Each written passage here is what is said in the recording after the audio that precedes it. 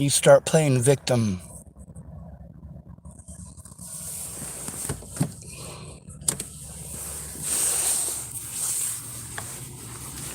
So Danny Francis, type the words, leave me alone. That's fine. I'm still going to show the truth. Now, there's a big difference between leaving somebody alone and exposing them. So what exactly am I exposing with Dani Francis? I'm exposing the fact that I went to her for help, just like with many others, that I did reach out. That instead of actually trying, making some effort, she wants to keep telling me, oh, well, I'm not in Oregon. I know you're not in Oregon. She's paid so much attention to me in the last 6 years that she thought I was still in Boulder. Kind of like my dad ignoring the situation for 6 years and wanted to pretend like I was in Nebraska. No. Maybe if you had, I don't know, not ignored me for literally years, you would know these things. And I don't mind sharing that information. I don't mind answering your questions.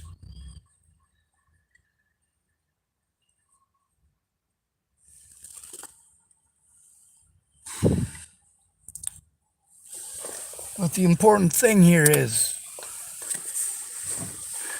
that rather than trying to blow my fucking head off, I try to get help.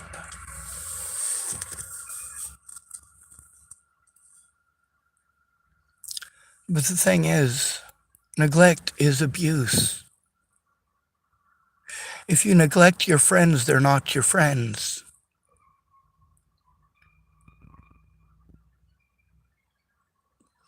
If you can neglect somebody who is being abused to the point that they want their life to end, when they reach out for help, and you just simply don't have time no matter what, especially not time to listen, people end up dead.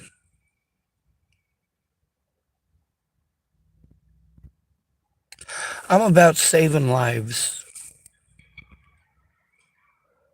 Saving them. Not ending them.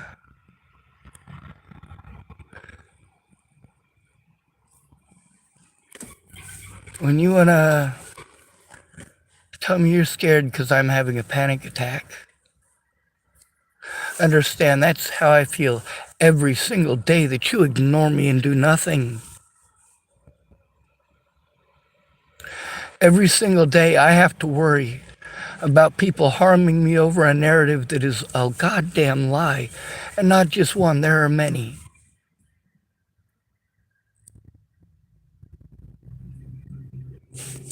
The simple question of,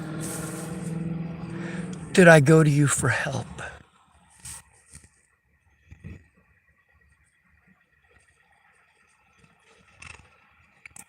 It's a simple yes or no question.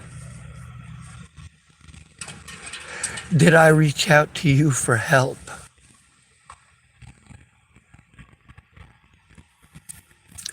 Did I reach out to you for help? And that's the important thing to note. Oh, great. Now I got an officer here. I wonder what he wants. Oh, God, I dropped my lighter. How are you doing tonight? Well, it's inappropriate for you gentlemen to speak with me. Okay, well, I'm here just to make sure that you're okay. I'm not okay due to threats, harassment, and intimidation by officers, including a sheriff's deputy who may be the one walking up who assaulted a 14-year-old girl in front of me. All right, it's not him. Okay, well, Sean, Deputy Cummings, I talked to you you over there. I remember. Good to see you again. I don't shake hands while I'm working. I That's appreciate right. the offer, though. I don't bump elbows masturbate in with ya. public, so you're good. All right. I think these guys wanted to talk to you about something. Yeah. Well, I don't feel comfortable talking to him, especially not Sadler. Okay. Do you feel comfortable talking to me? Partially. Okay. So the reason that we're here, someone called in saying that you're making some suicidal threats, or something about hurting yourself. And see, that's the thing, is that y'all won't do shit about the abuse that I'm enduring. Okay. Is that really what somebody should have to stoop to get you guys to show up and actually pay So attention? What kind of abuse are you talking about? Or I'm unfamiliar with this. That's one of the issues, is that nobody's familiar with it. Okay. I've got a storage facility full of evidence. Okay. If you guys got a room down at the police station, I'd like to go down there with my evidence and sit there for the next 6 months, which is what it'll take to go through everything. Okay. So what's going on with this abuse? Well, sir, I'm an at-risk adult. I have Tourette syndrome, so I wink my eyes weird, Okay. and I get beaten up, assaulted, threatened for being a homosexual because people think I'm winking at them, or they beat me up for winking at their girlfriend. But that's not what the major issue is here. All right. What's the major issue? The major issue is that my best friend was shot in the head in 2017. All right. I tried to turn in my predators before she was shot in the head and after. But cops didn't want to do their jobs, and every time I try to explain to these mandated reporters that police officers took part in threats, harassment, and assaults, and I tried to show the evidence. Natalie was shot in the head in outside a McIntosh Dairy Farm in Thornton, Colorado, on December 29th of 2017.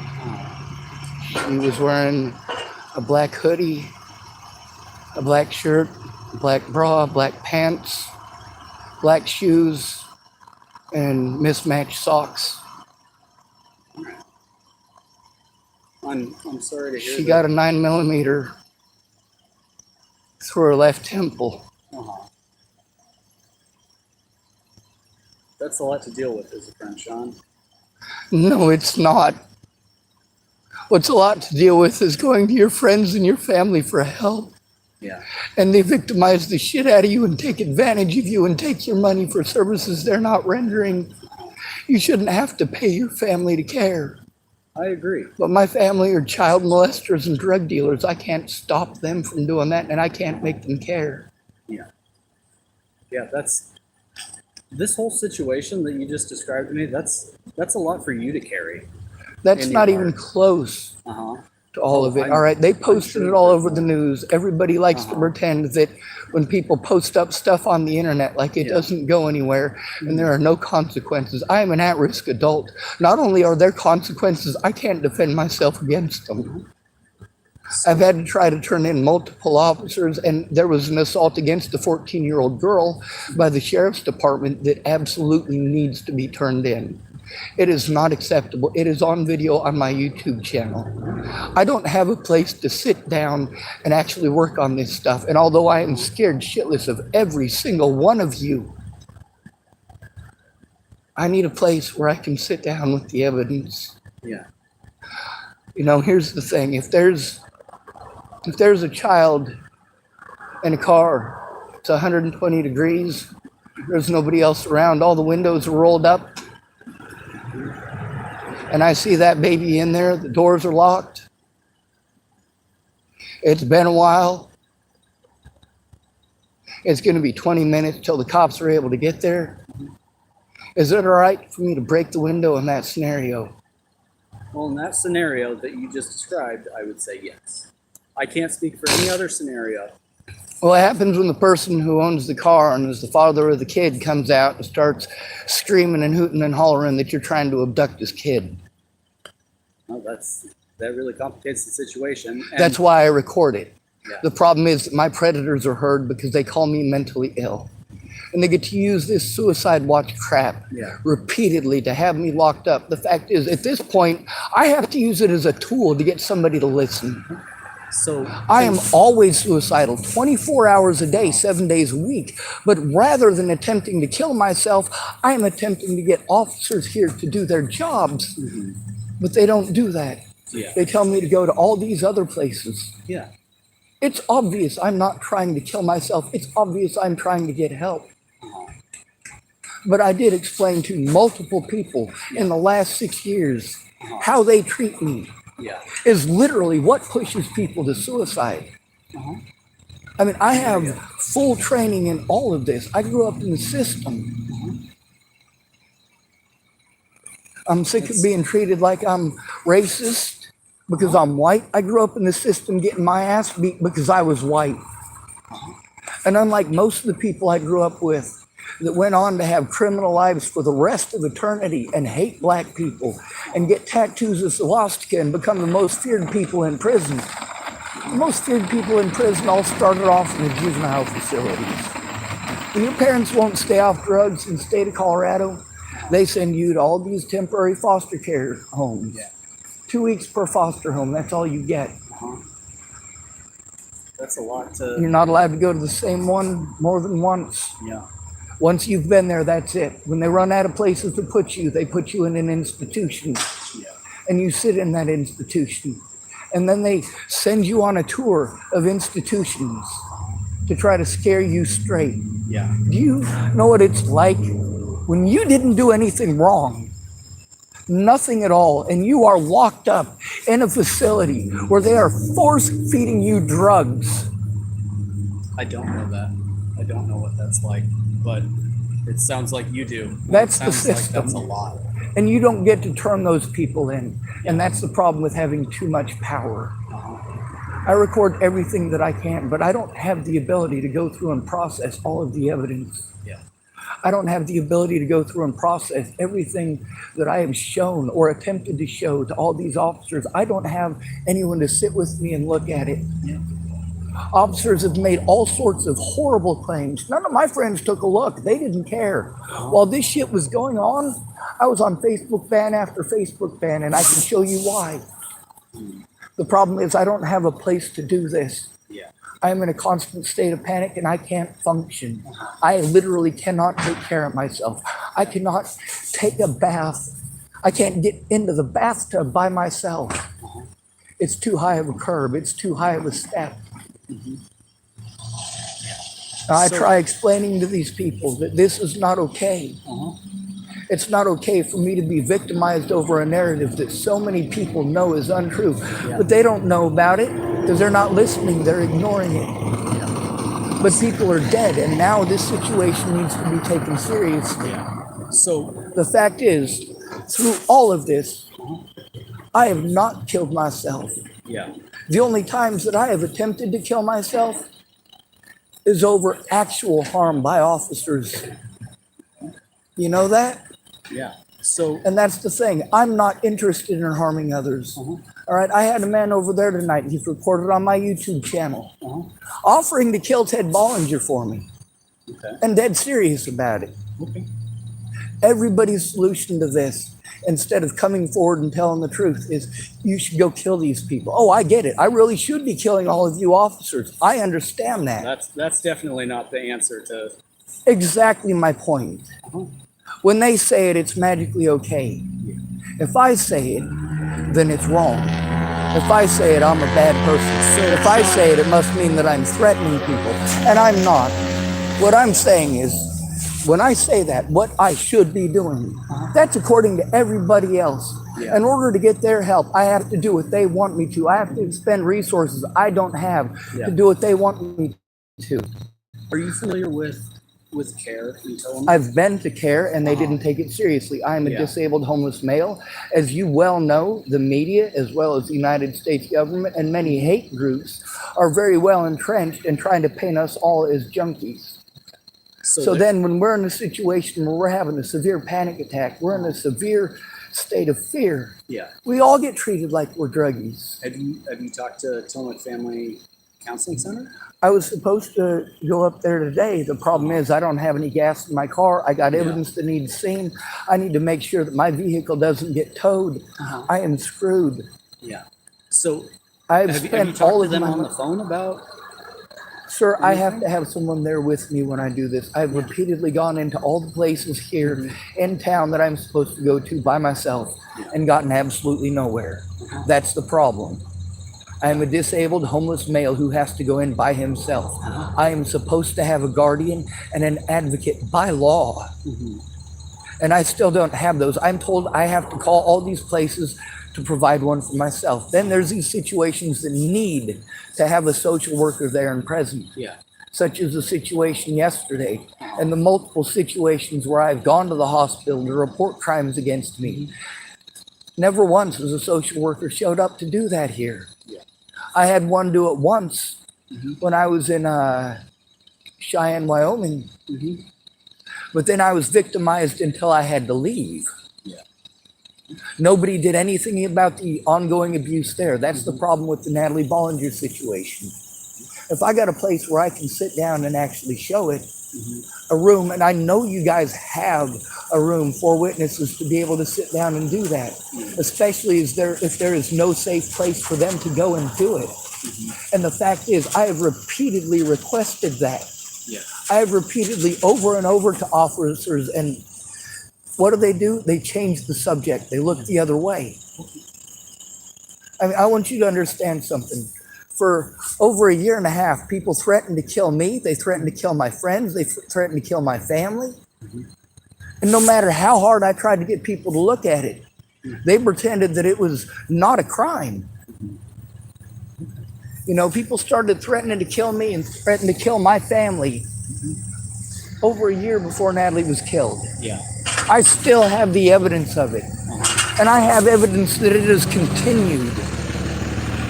Let me talk to Officer Sadler, and I'll get back to you in just a minute. Okay? I'll be back. Now that's the problem.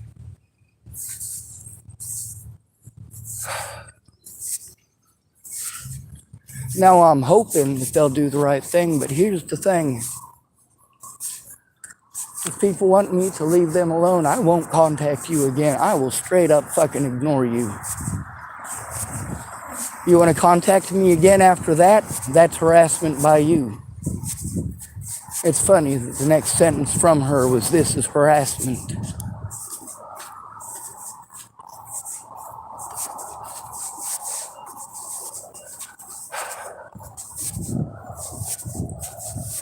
Yep.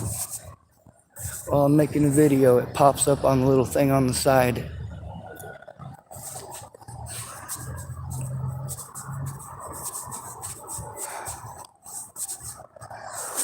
Anyway, I let them have their private conversation. They know I ain't going nowhere. My car's over there. And hopefully I find some snipes and I'll be able to roll me a cigarette.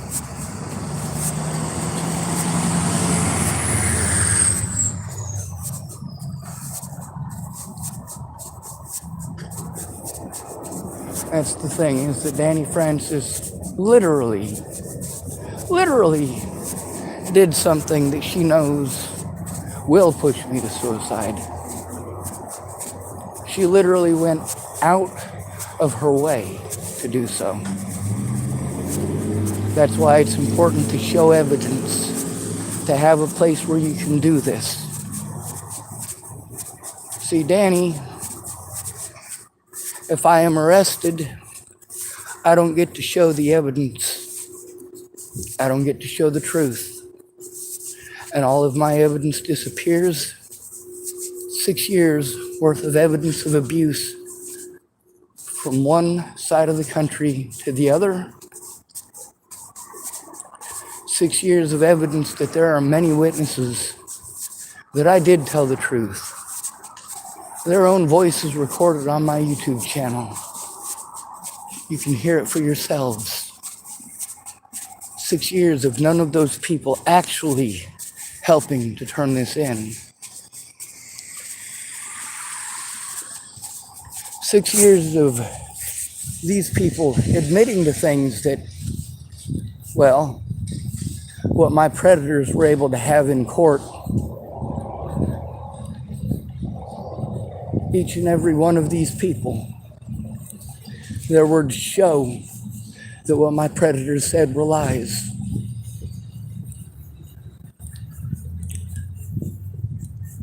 It's a lot more complicated for me to show it because I'm not allowed because of the mentally ill tag.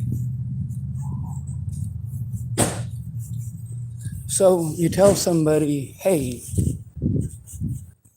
what you're threatening to do is something that pushes me to suicide.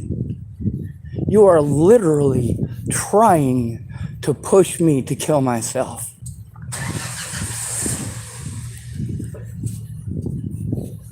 And that's the point. Between listening and playing victim, because somebody asks you to stop trying to push them to suicide, it's just sad. It's not friendly.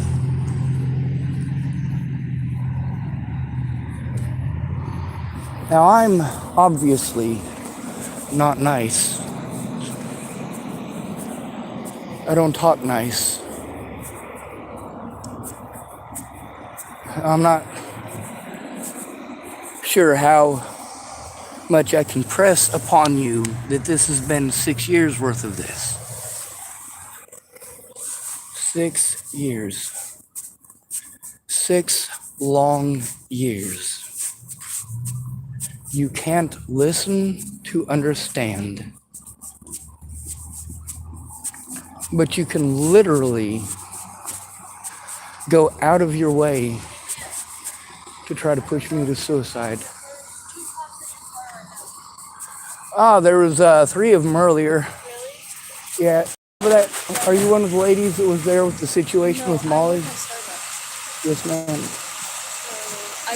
I see you walking here, and then I see the cops. I don't know if you know that they don't. Yeah, I do. They're having a private conversation. There's folks who are trying to push me to suicide, and I'm trying to turn in predators. That's the thing, is that I have to do it alone, and I have to be afraid to do it alone because their protocols are different when you're alone. That's true. So they're going to be trying to take me in on suicide watch, which isn't okay because what that'll do is take away all of my evidence. Yeah. And it'll make it so my vehicle gets towed and I have even less resources for trying to get help. Yeah, you don't want your car to get towed either. Yeah, well, what's going to happen if they lock me up on suicide watch? That's true. And then they're going to pretend I'm crazy. They'll either charge me with a crime and a crime that wasn't committed and leave me there for too long and deny me my rights, or they'll keep me in there for a couple of days. The cops will tell them that I have something that I don't. They'll either say schizophrenic, bipolar, or delusional. And no makeup. Yep, and because it's a cop that said it, they write it down. Well, I hope so. Okay, yeah, they're leaving right now. I just didn't know if They might be coming up this way to talk to me too. But yeah, I was aware. Okay. I'm also scared because I'm having to talk to them alone again. Okay. I just wanted you to know I think they're just leaving anyway. I hope so. Yeah, they're going out the other way, even if they go right. But I think, yeah, you're good. Yes, ma'am. You say you've been at Starbucks or something. That's the problem. I'm honest. I'm honest. Oh, that's true. That's true. I'm autistic. It's tough for me to lie. I have to psych myself up to do something so brutal. That is true. Well, I hope you have a good night, okay? My car's stuck because I have no gas. They're probably going to tow it. Oh my god. Yeah, I wish to help you. I just ran out of gas too. See, it's not just me. Yeah.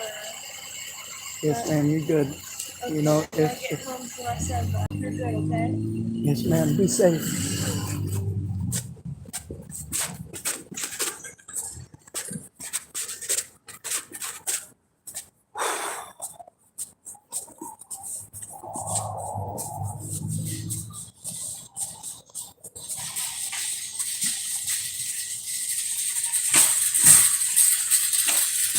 The wonderful thing is that it's not illegal to speak out.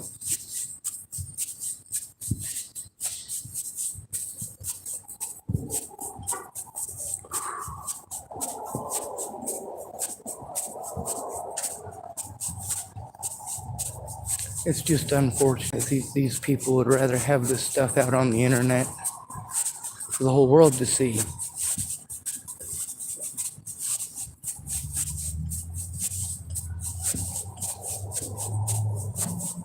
On the bright side,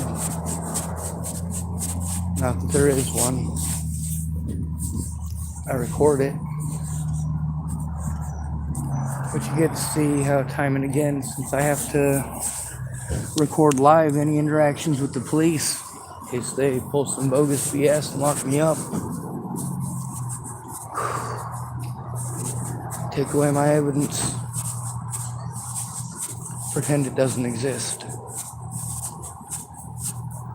You know, when Dani typed, "This is harassment," that's fine for her to type that. I'm not going to call her or talk to her again. The truth is not harassment. Asking somebody to tell the truth is not harassment. And the moment you start playing victim, I'm out.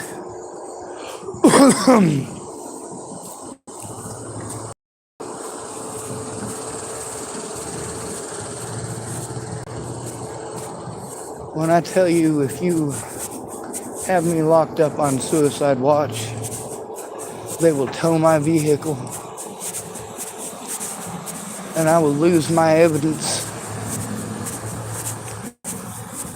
Yeah, that's right there, pushing somebody to commit suicide. How can you call yourself a friend if someone's gonna say, "Hey man, if you do this, it makes me suicidal," and then they do it?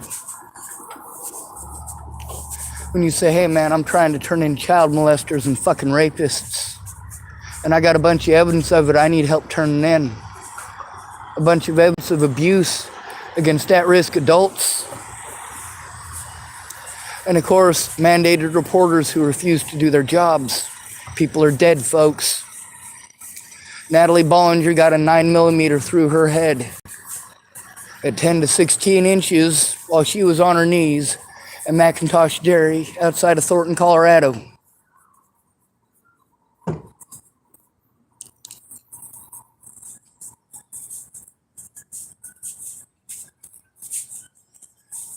You don't want me to tell the truth, but you had the chance to. You had the chance to do it on your own. Did I reach out to you for help? Oh, people leaving their garbage out here.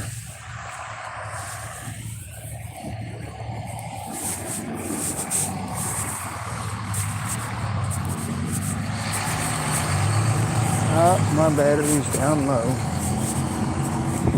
Anyway, I gotta go plug my phone into the charger again.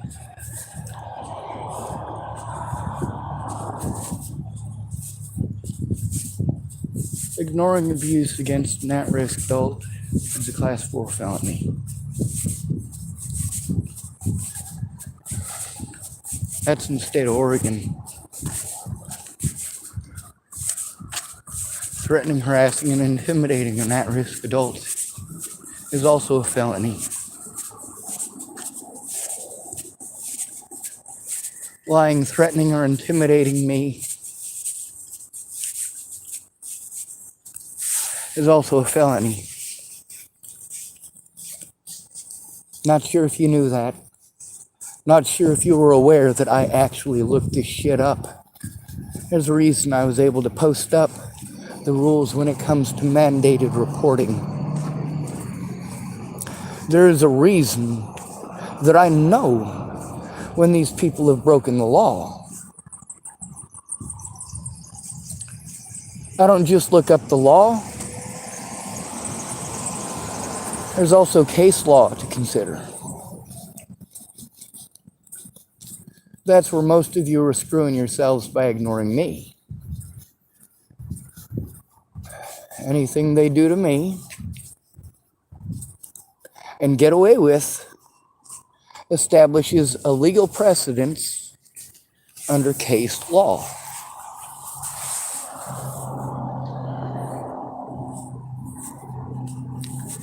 Fact is, I can't do the things that they're asking me to do because I am overwhelmed and strapped for time.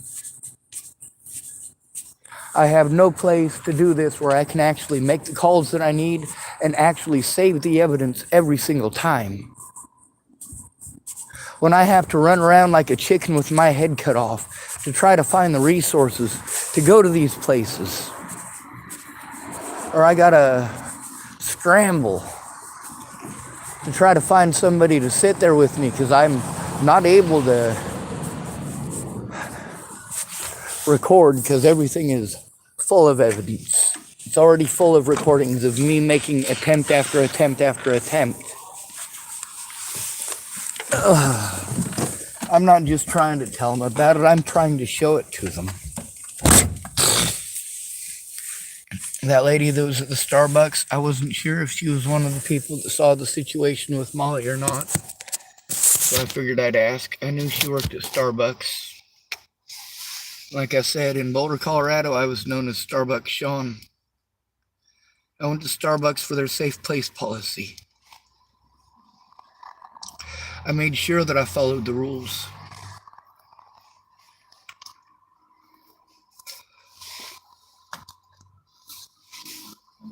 When I was cut off from being able to see my older brother, and I was cut off from seeing my friends like Christine, Buhi, and Mobley, it's Stephen McMillian. I was cut off from seeing Janine Barrett.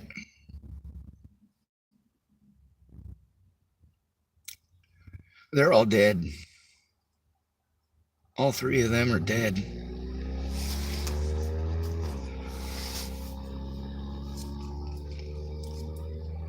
I was prevented from seeing OSHA.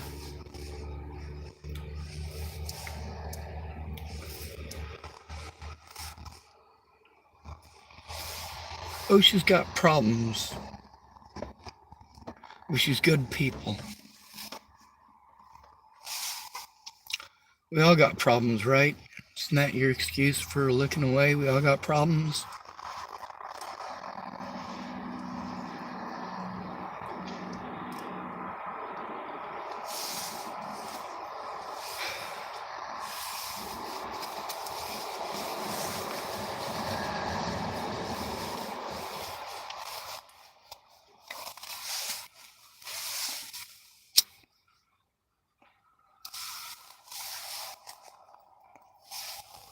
What Dani did was try to push me to suicide, knowing full well she was trying to push me to suicide.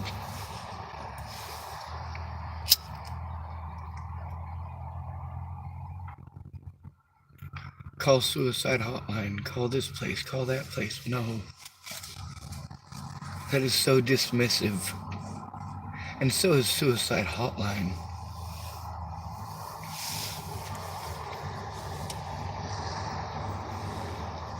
They don't do what you think they do. They're a referral service.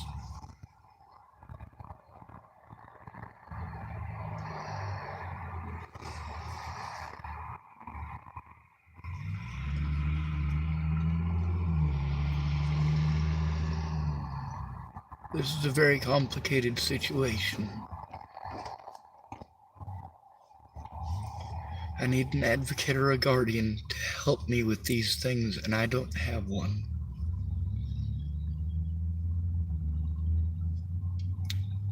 Asking nicely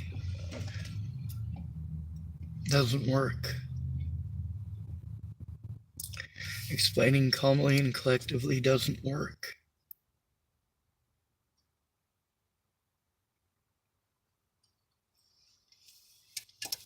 What works and what doesn't is entirely dependent upon whether or not you're considered a human being.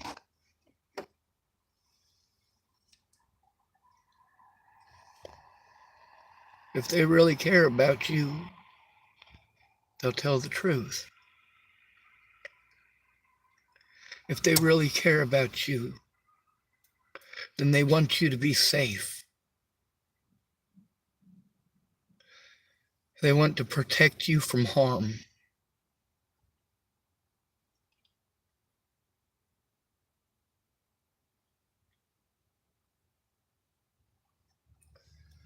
I was overwhelmed before Natalie was killed. Well before Natalie was killed.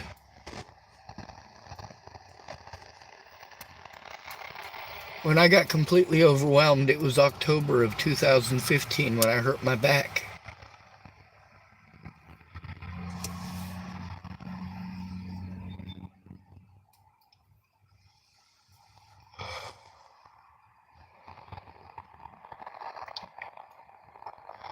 And they wanted to be angry because I wasn't able to do things because of my back injuries.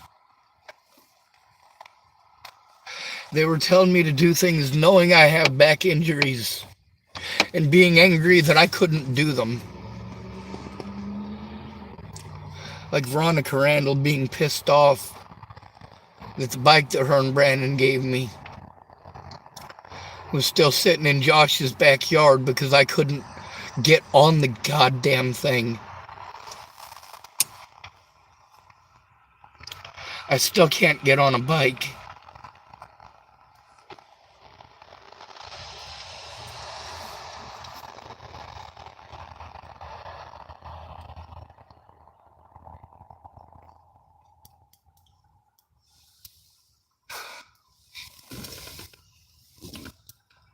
I can walk forever. It hurts like a motherfucker. Stepping off the curb is hell. Sleeping in my car is so painful.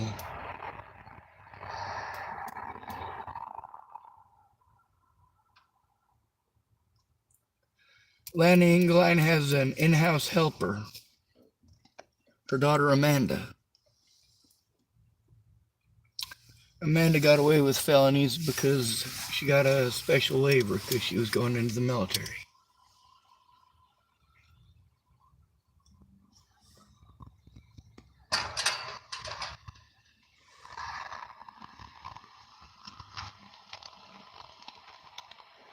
A lot of people were telling me about what these predators were doing and even sending me screenshots. The thing is, everybody was telling me it's not their job, it's not their job, it's not their job. There were a lot of people at first who were willing to speak up. They were willing to talk to an officer. But all the officers that I was talking to, all of them kept on telling me it's not their job. It's not their job. Yeah, my battery died. Hey Siri, or Suji, yeah, it definitely died.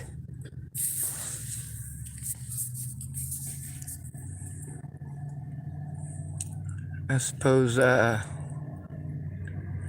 should probably start screenshotting the conversations with Dani. I'm not sure if my phone will be able to take them all. I'm not good with computer stuff, and also I forget my passwords often because it's difficult to remember all of this crap. And I gotta try to remember it going all the way 6 years back. There's a series here on my channel called Computaco. Computaco 1, Computaco 1. I think it's either 1 through 8 or 1 through 11. There's another series about a lady I let use my phone and she stole it. And I had to pawn my stuff to try to buy her a new phone so that she would meet up with me. And even though she stole my phone, the cops wouldn't do anything about it.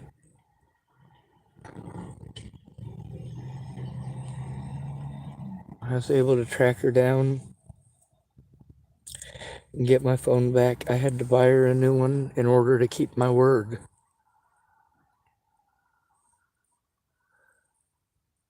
I bought her a $100 phone and service. The lady who sent me the money You know, that's one of the things about people not speaking up, not understanding how every small part makes a difference. The money that was supposed to be so I could get myself safely out of Tacoma and away from that victimization. People always want to say, you should get out of there. You should get away from the people that victimize you. When you're homeless, that means you never get to stop.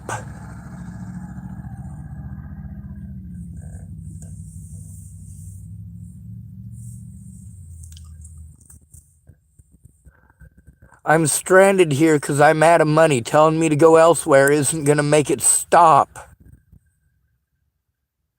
It's not going to show the truth.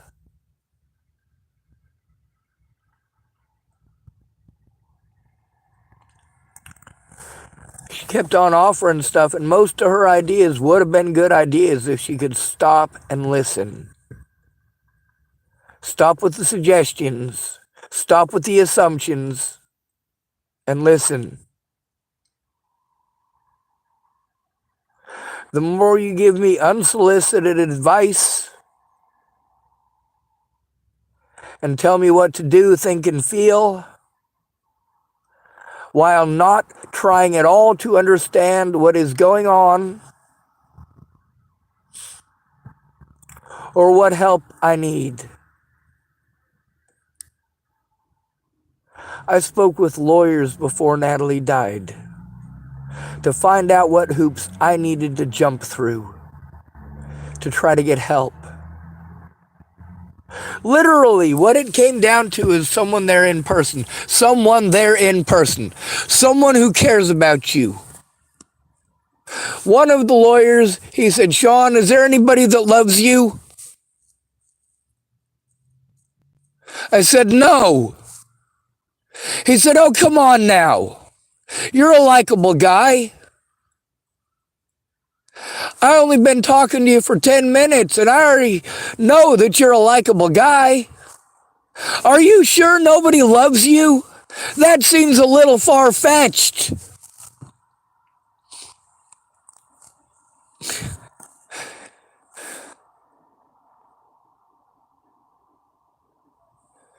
And the thing is that those lawyers were consistent with what they told me. Sean, if they're calling you mentally ill, this is a dangerous situation for you and it can very quickly get out of hand. Do you have any friends or family that you can go to? No. No, I didn't.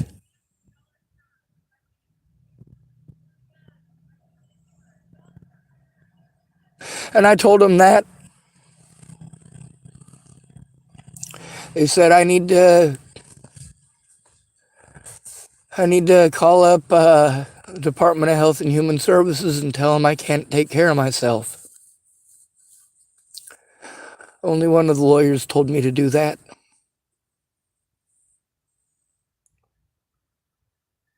When you're called mentally ill,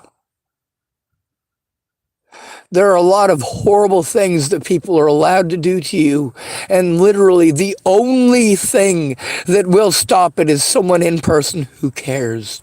When you have to talk to the police, someone needs to be there in person. If they can't be there in person, they need to at least be on the phone. But they need to know what's going on. All these lawyers were asking me, hey, are you trying to get help for this? Have you gone to the mental health place? Because they're supposed to help you. That's the thing about mandated reporters. These lawyers know that depending on what's going on, when you try to turn it in, it doesn't necessarily go to Child Protective Services. Now, when I said that these cops were telling me that mandated reporter is only for children, one of them told me that it was hogwash. That's what he called it. He said it's hogwash.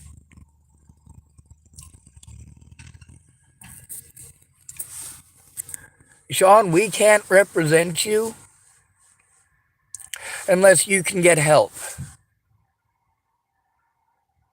And then they outlined the help that I needed.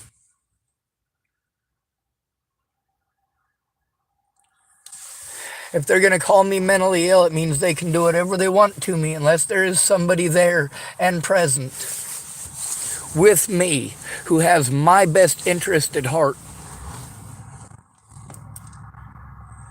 that has my safety at heart.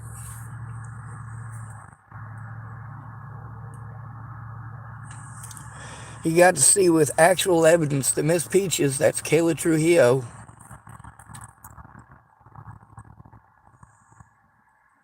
after over a year of pretending like she was going to help me, that she was going to come forward about this. Just one excuse after another.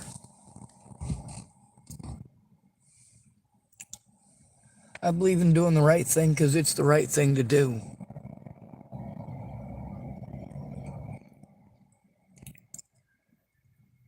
But the fact is, no matter how much nice shit that you say that's dismissive as fuck, that's the problem. Pretty words are dismissive of the problem. They're dismissive of the issue. They are dismissive of what the victim is going through. But you don't want to hear that.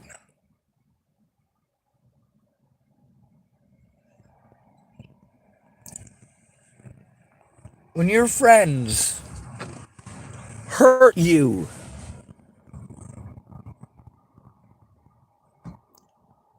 if they're not even willing to hear how it made you feel, they're not your friends.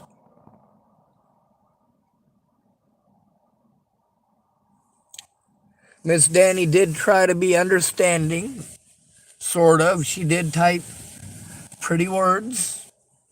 She said that she cared. She said that she would try to help. Well, that starts with not ignoring me. It starts with not doing things that are harmful to me.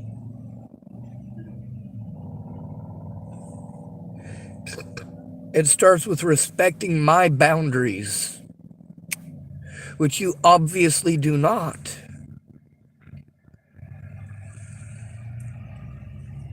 So here's the thing. If you're going to play victim,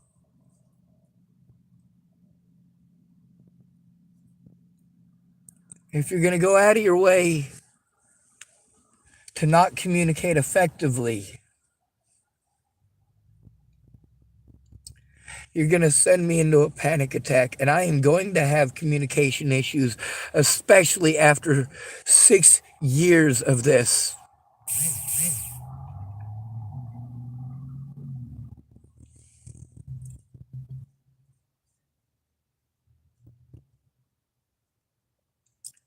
You start playing victim, I stop asking for you to tell the truth, and I make you a priority for speaking out and posting evidence.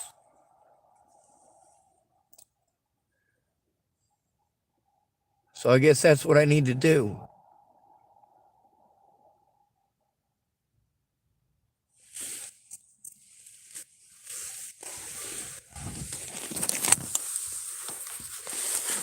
Rather than call and listen, the simplest thing in the world. What friend wouldn't?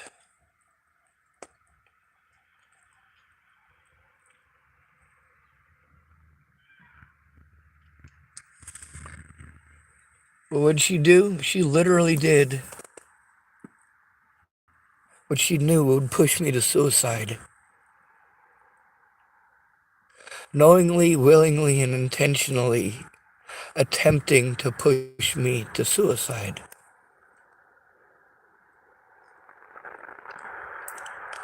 How can you call that help? How can you claim to care about somebody that you would rather talk over, not listen to, and push to suicide? Literally go out of your way to try to do something that you know is going to push them to suicide. When Sean David Schwartz says to Dani Francis that if she tries to put me on suicide watch, then I lose my car and I lose my evidence. And then I will kill myself. And what did she try to do? Rather than listen to understand, she tried to push me to commit suicide.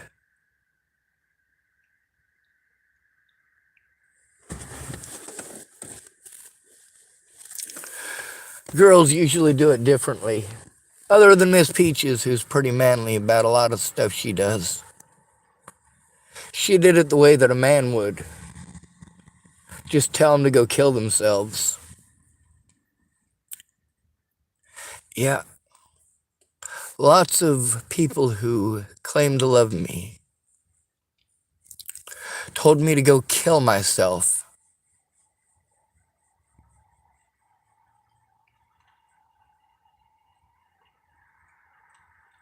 Well, if you'll help me to do it, you got a deal.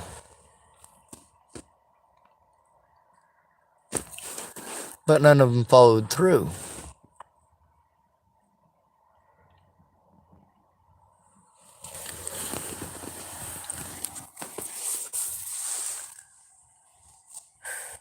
Tim Beeson wanted to threaten to kill me and my family. Or me and my loved ones. I told him, hell, I'll dig the hole. Just do it. Stop talking about it and fucking be about it.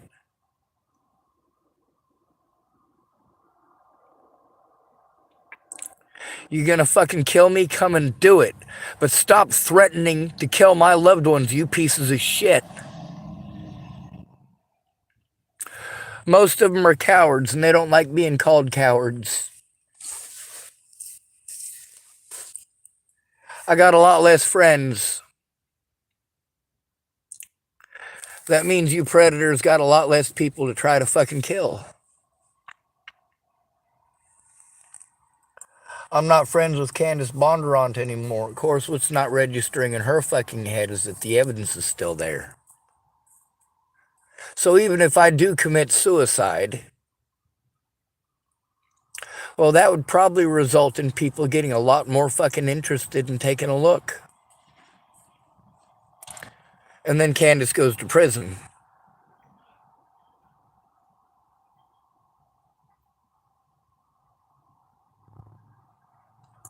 When you bully someone to suicide and encourage it, you've broken the law, dummies.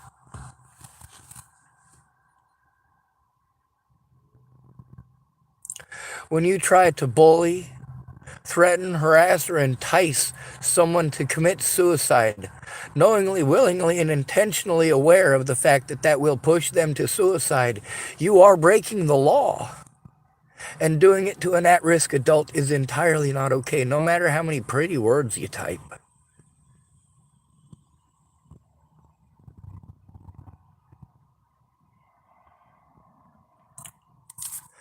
But it all starts with listening.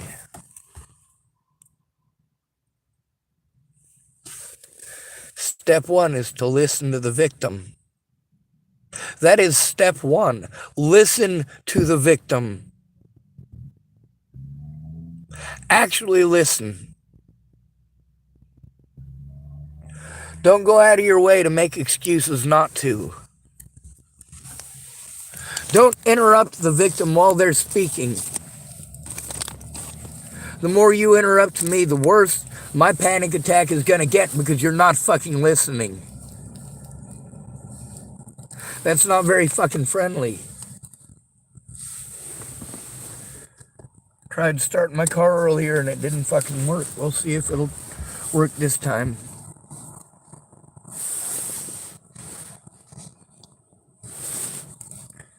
Because I really need to make sure that my batteries don't run out. The cops coming over here. Yeah, I do gotta be paranoid. Which means I gotta stay up all night with my camera on. Because if I don't, and I don't record the first 30 seconds of it, or they want to break into my vehicle and yank me out before I can start the recording,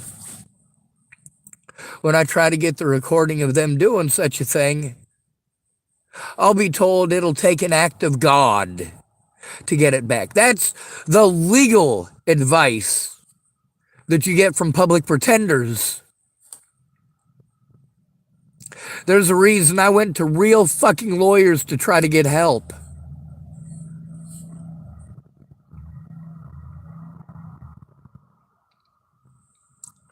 The services that I was told to go to and my friends ended up being completely fucking useless. You know, I went to those services. They were useless too. They're supposed to help you to turn in abuse.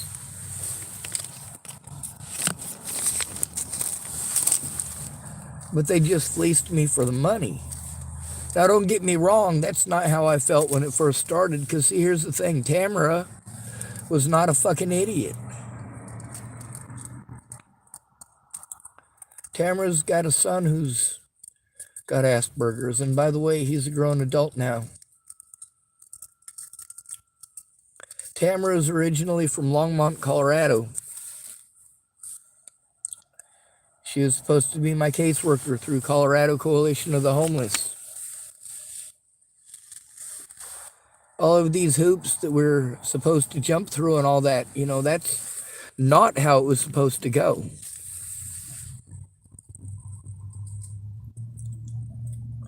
From what the lawyers were telling me, as soon as I get an advocate, as soon as I tell them about the abuse I'm going through, they're supposed to start helping me turn it in immediately.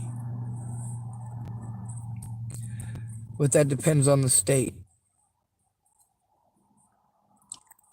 I was also told, because there's people doing it across state lines, that that's actually a federal thing. And that I needed to do that online. But because I'm called mentally ill, someone has to do it with me. Someone has to sign their name to everything. And the state is supposed to provide somebody. Those lawyers also told me that I didn't want a state guardian.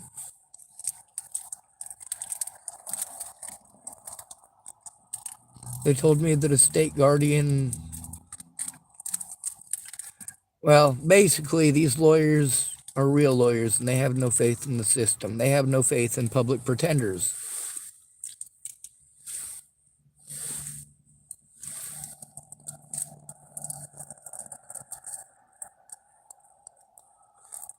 Unfortunately, what I ended up with were public pretenders.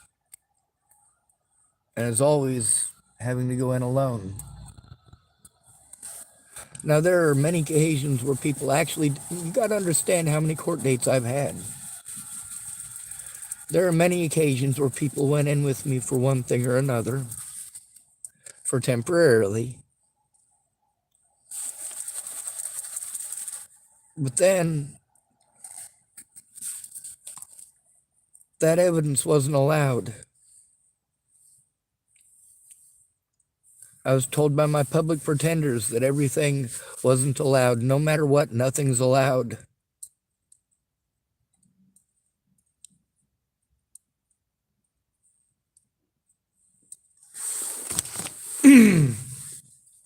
Fire's dangerous. I suppose breaking windows is probably a better way to do it.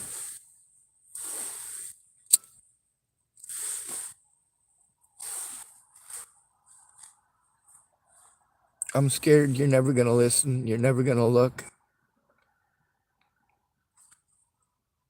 You're going to power pound your bullshit at me until I have a panic attack, and then you're going to play victim.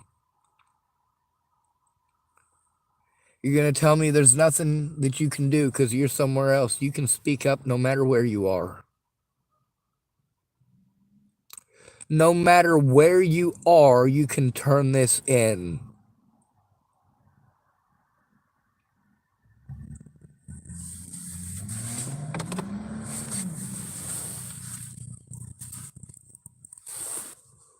All of these services that keep sending me to other services for advocacy.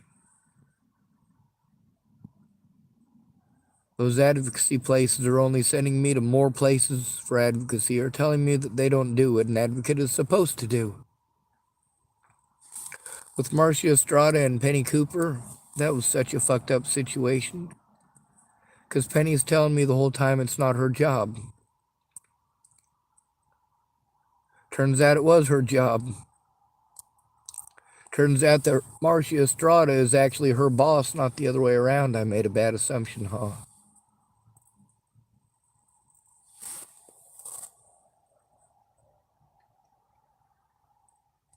I got recordings with Penny Cooper and with Marcia Estrada that show that. The things that Marcia Estrada was telling me and the things that Penny Cooper was telling me show that Penny Cooper was not telling the truth. Not to myself or Marcia Estrada. The recordings with Marcia Estrada show that Penny Cooper did not do her job. And in not doing her job, allowed me to be victimized repeatedly by Dual County Sheriff Scott DaCosta, as well as multiple jurisdictions around there, because Dual County doesn't have a jail.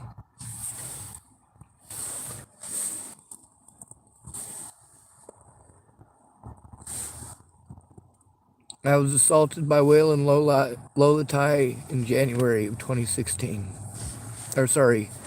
January of 2018. He was later released from the Boulder Police Department for repeated assaults against the homeless and those who he assumed to be homeless.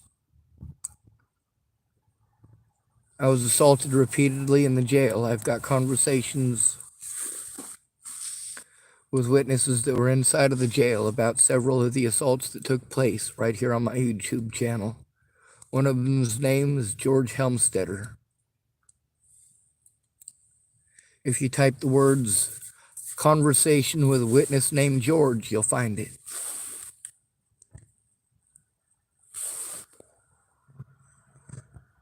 If you type the word moose or the words Brett Roloff, you'll be able to find a lot of me being pissed off at him.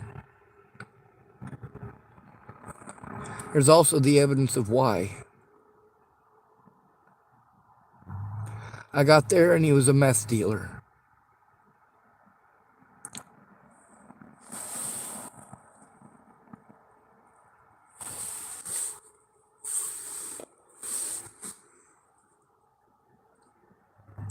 I'm afraid every day that Brett Roloff is going to overdose. He was supposed to help me. He said that he would. But he was so fucked up on meth and trying to escape his nut job of a girlfriend who was a creepy-ass stalker.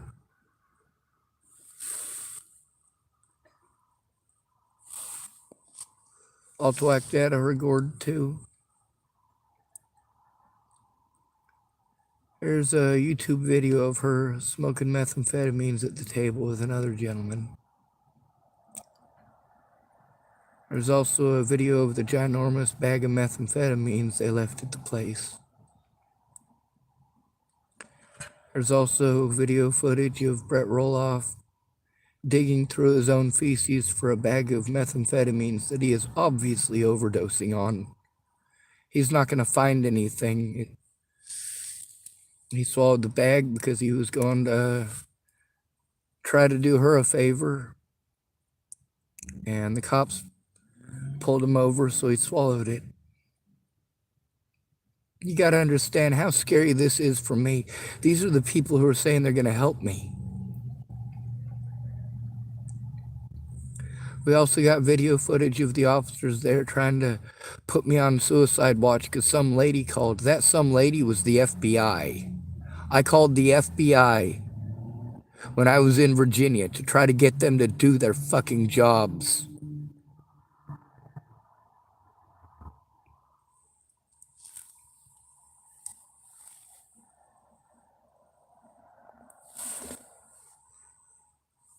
I explained to these lawyers I can't do this stuff on the internet. They told me I needed to find somebody to help me do it. I needed a guardian or an advocate. That's what they're supposed to do. They're supposed to help you with that. You are allowed to record it.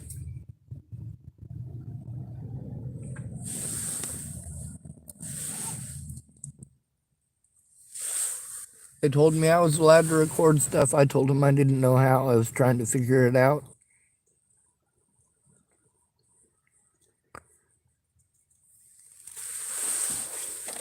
My calls to the lawyers were because I was being blown off.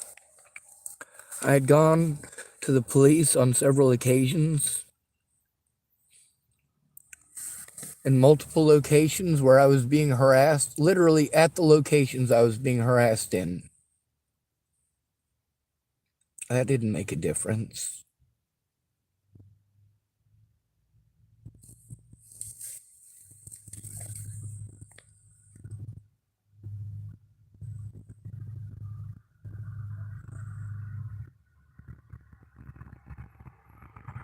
None of these people stop to understand what it has cost me for them to pretend to be my friend for 6 years while ignoring me. When you dump everything in your life on somebody as an excuse why you can't tell the fucking truth,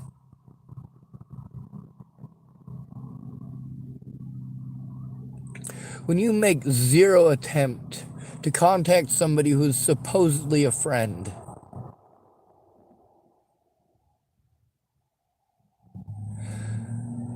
how are you a friend?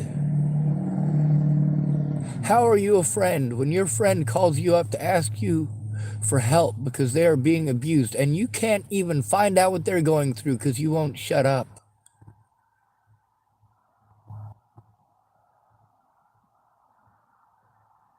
You won't stop throwing assumptions in my face. Hey, I've got evidence.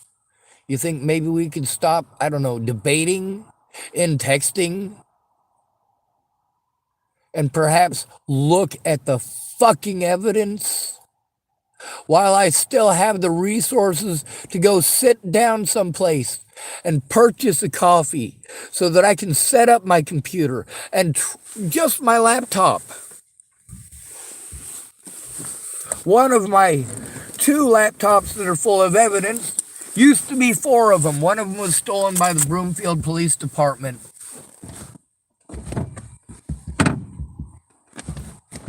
That's who it was turned over to.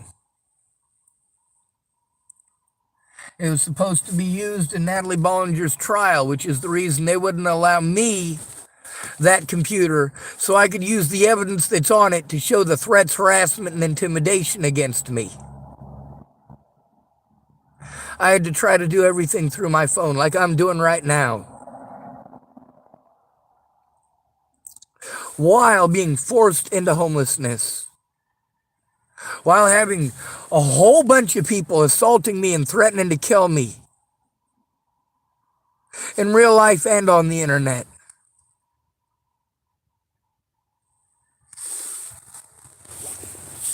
These people fucking threatened, harassed, intimidated me, made my life a living hell for a whole fucking year before Natalie was killed. But that's fine, isn't it? Because while I begged for someone to blow my fucking brains out for over a fucking year, meaning it the same then as now, help me or kill me, that's exactly what I told them.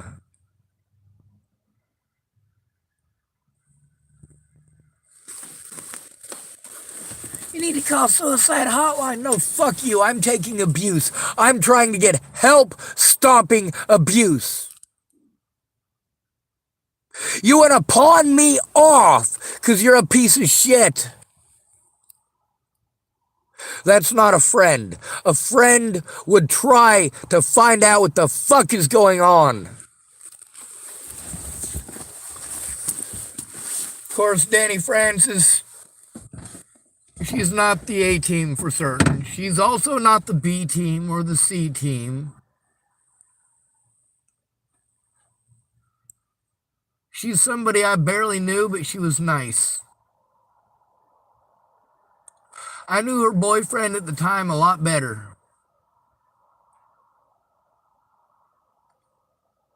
I lived my life in the service of others, and it was okay to do so. It was okay for me to walk out with the folks who worked at Starbucks when they took the trash out, because I kept them safe.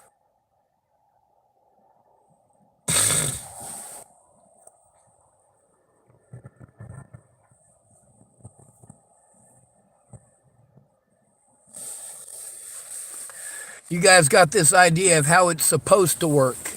And many of you tell me how it did work for you. And you tell me how you did it all by yourself. And it all comes down to the fact that, first of all, you're a white female with kids and you did have help. See, that's the thing. All these people who are telling me they did it all themselves,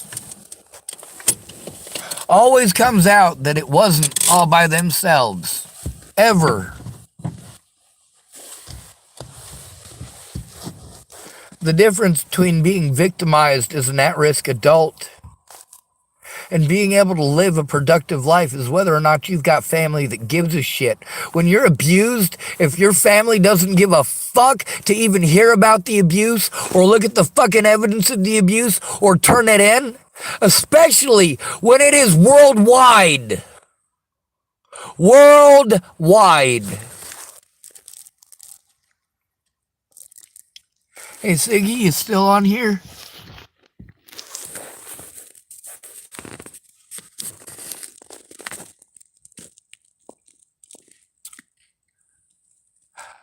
Apparently not.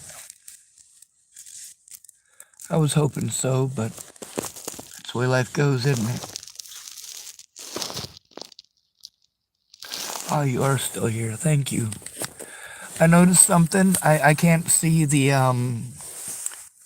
conversations that you and I have in typing when it's just the video. So, well, on here anyway. The stuff that you type while we're making the video, I just tried to listen to one of the other videos where people were typing stuff at me, and on my phone it won't let me see it. So when I go back to look at it and try to show it to somebody in person, I can't prove that you exist.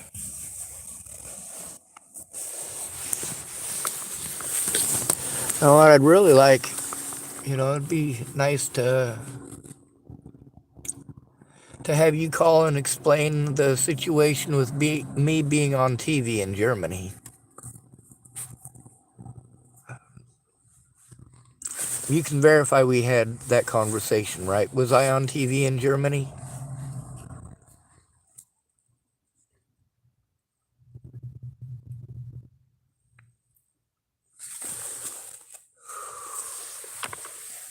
I think it might be on a delay. I'm not for certain. I typed yes you were, and I'm going to take a screenshot of that. Alright.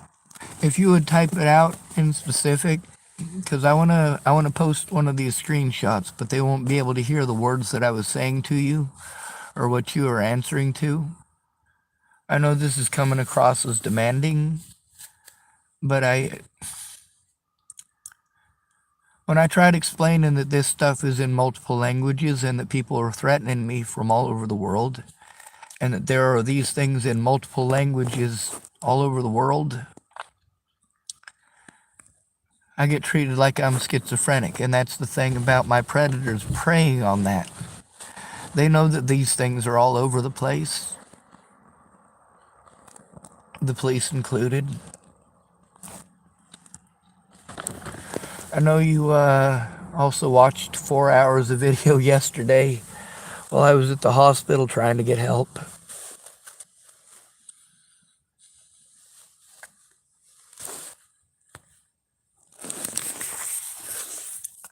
Oh, there's a kitty cat right outside my door. We'll see if we can turn this around and take a look at it. Oh, he's running off. He's camera shy.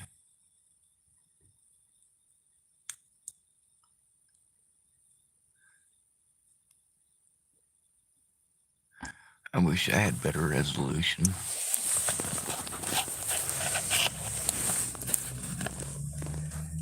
Anyway, you know, I tell the truth.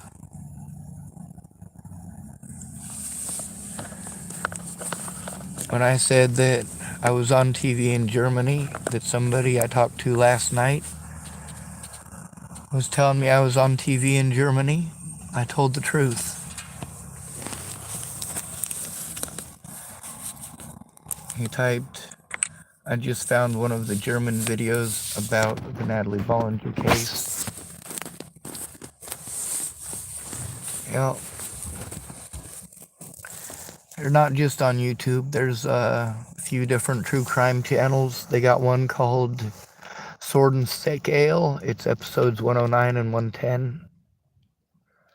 Although you might want to look up the name Mike Boudet and find out a little bit about the guy and some of the things that he does before listening to the video, because if you understand what it is that he does for profit, you'd understand how he went out of his way to make sure that I was never heard and that I would be harmed for the rest of my life. He sold a false narrative knowing it was untrue. He pretended to me like he was real media. There was a lady who warned me about him, but not until after. You know how much that sucks?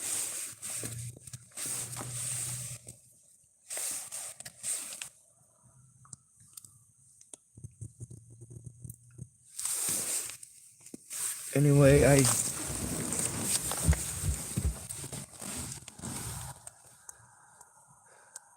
I get called a liar no matter what I say.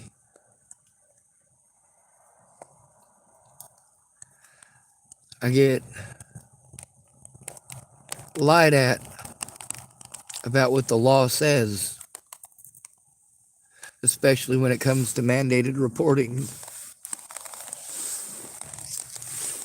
There's a lot of situations that come together to deprive me of the resources needed to defend myself against these predators or to turn them in. But at least I told the truth. When people did good things, I said they did good things. When people offered to do good things, I said they offered to do things. And you know what? Right at the very beginning, I didn't type perfectly or enunciate perfectly, and I did give the impression that people were helping me when they were just promising to do so.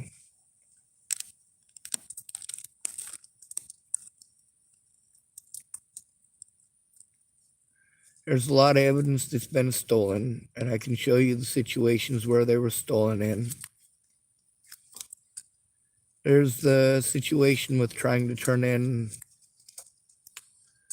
the cops there in Washington State. Like I said, the cops victimized me. The meth heads helped me find my evidence. The people at Starbucks, they claimed that they made a call, but the cops wouldn't do nothing. I was like, well, you want to try calling with me? See, that's always the thing. What the lawyers said and what these people want to do, not the same thing. Which government official to call? That's the thing that Dani Francis wanted to ask about. She's like, give me the number of this government official and we'll call them tomorrow. Well, you won't know anything tomorrow either. You think you could stop for 5 minutes and get a primer? She wanted me to type it at her. Like, at that point, I'm literally thinking about going over to fucking Fred Meyer's and trying to find something I can choke myself to death with. Rather than trying to choke myself to death, I tried as calmly as I could to explain the situation. how scary she was being.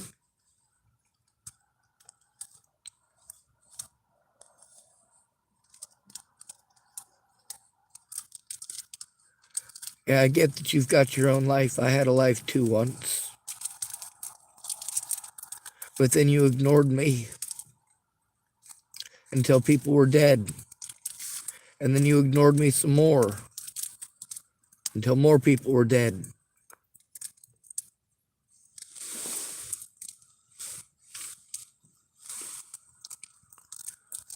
Going to sober people is stupid.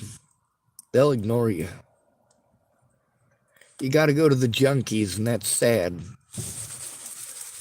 Because it's damn near impossible to get a junkie to go in when you need to turn in shit to the police.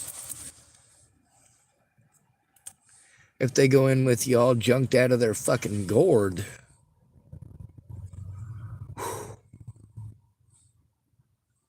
Yeah.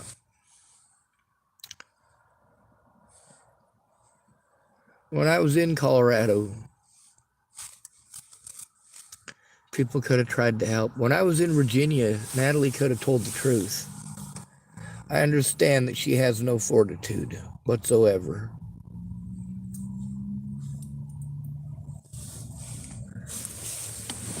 I don't have any problems with telling people the truth.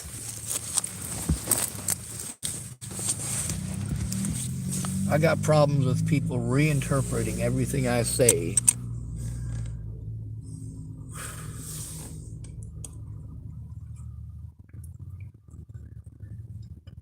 I don't feel that it is appropriate to be utilizing the English language in the United States of America. I don't think it's appropriate. Because the American people do not understand the English language. And they seem to believe that if they reinterpret something and change the words around to fit their bullshit, that that's the same thing. It's not. As far as showing evidence, you get to see how those rich people, they're allowed to show evidence, aren't they? It's not just their word versus their fucking predators. And they're not cut off from showing that evidence. They're not prevented from going to fucking court illegally and told they didn't try to go.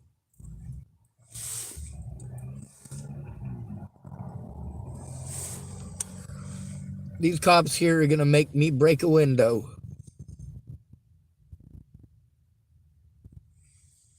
So to speak. Or light a fire, so to speak. Just so you know, those are two crimes I did commit in desperation to try to save people's lives.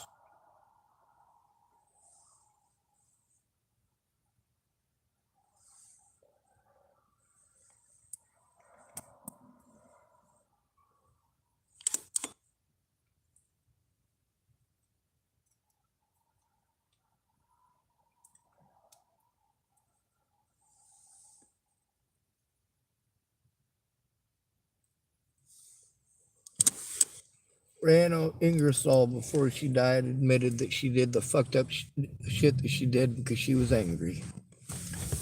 If a woman is angry, it's okay for her to throw a fucking tantrum and destroy a man's life by lying. That's the moral of the fucking story there. I lost everything. She didn't fucking care. Why would she? She was fucking drunk the whole time. And alcoholics don't care about anybody but themselves. They'll tell you they love you. Lots of alcoholics get all lovey-dovey up in their feels.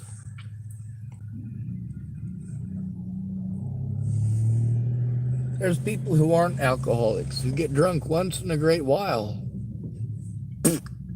Unfortunately, when you're talking to them, they're all up in their feels.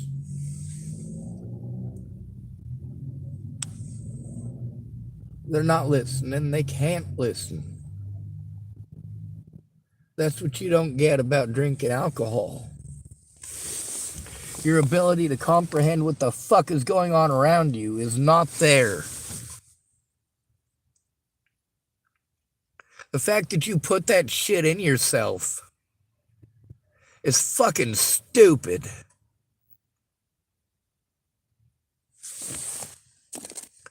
And the fact that you treat somebody who's supposedly a friend completely like shit.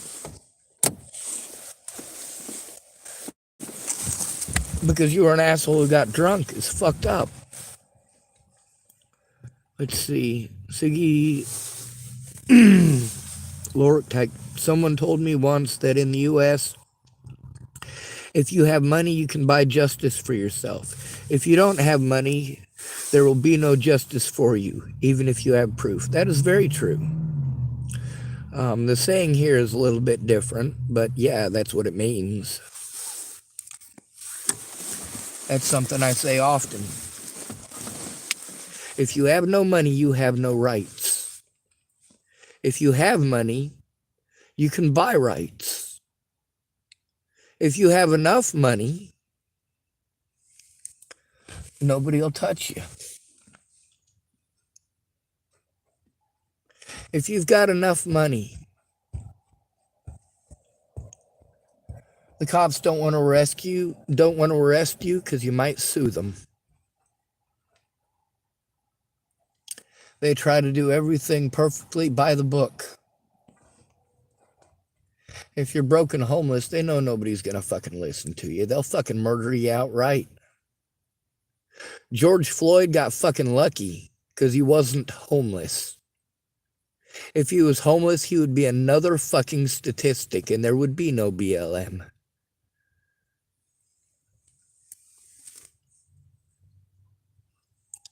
What y'all ain't understanding is that there are black people out on the streets this is happening to, and BLM don't give a fuck about them. BLM don't give a fuck about any of the victims. They care about the narrative. BLM is a racist hate group like the KKK. They're exactly the same. Both of them sell you a false narrative. Both of them will lie to you outright to achieve their own political agenda and to try to justify their hate mongering.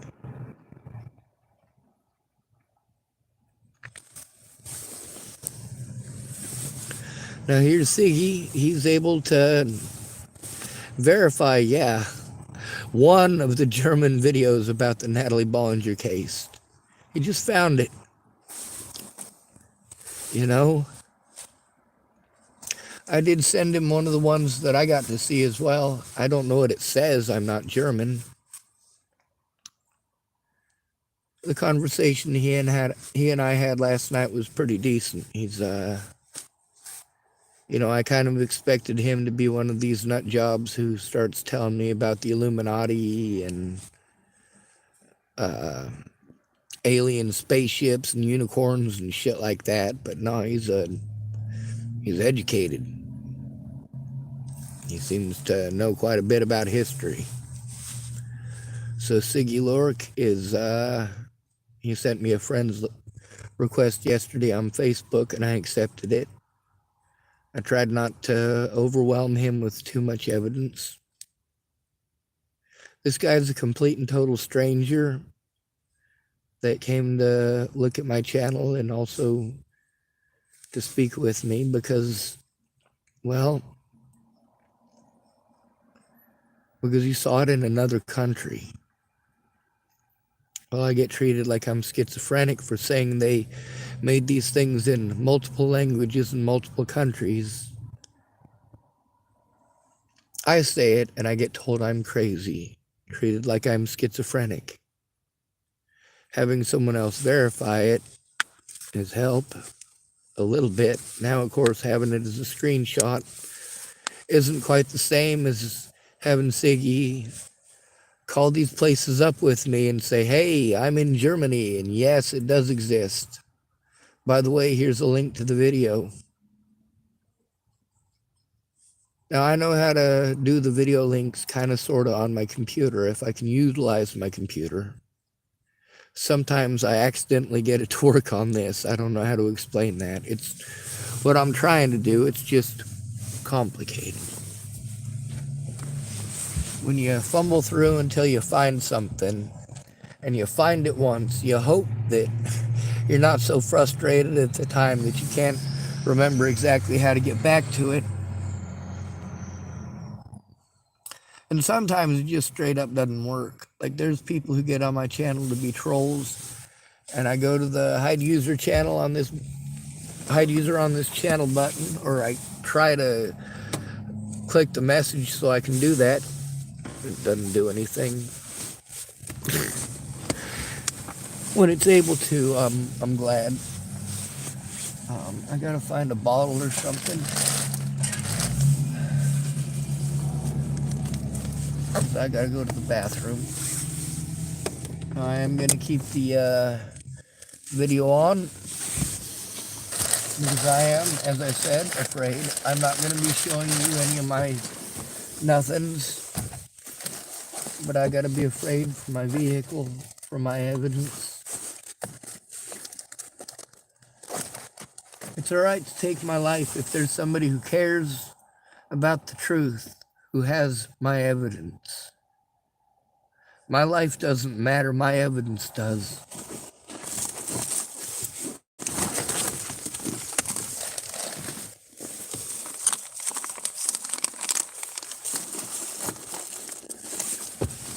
Oh my God, I'm getting to piss myself. Nope, that Mountain Dew bottle is already full of piss. Alright, well, God, this is gonna fucking suck.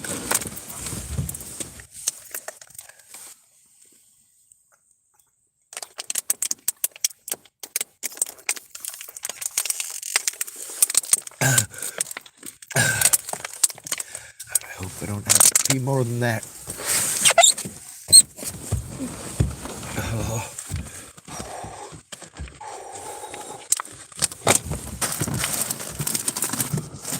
Oh, come on now. Jesus. Oh.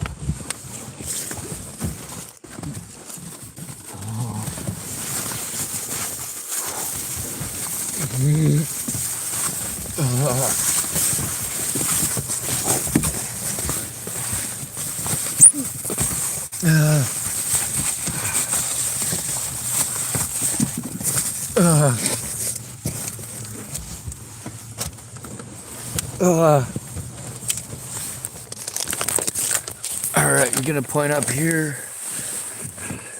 and I'm gonna turn off the light.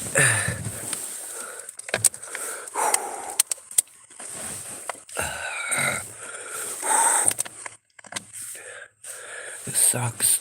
I was gonna go pour my Mountain Dew bottle full of piss into the porta potty, but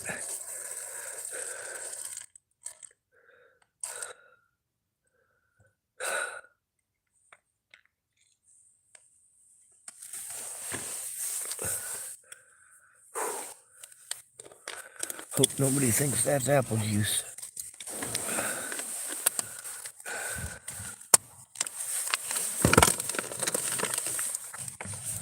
Anyway, Siggy told me some pretty interesting stories. A lot of times the first conversation is familiarization. But the thing is, he's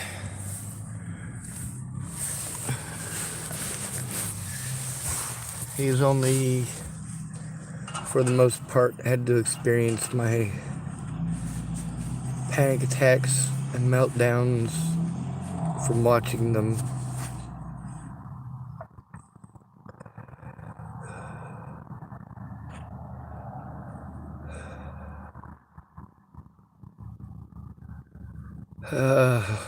Fucking Christ. I'm sorry, I can't think anymore. Having to do that so I go to the bathroom, you got no idea. Like, that shouldn't drain me completely. It shouldn't.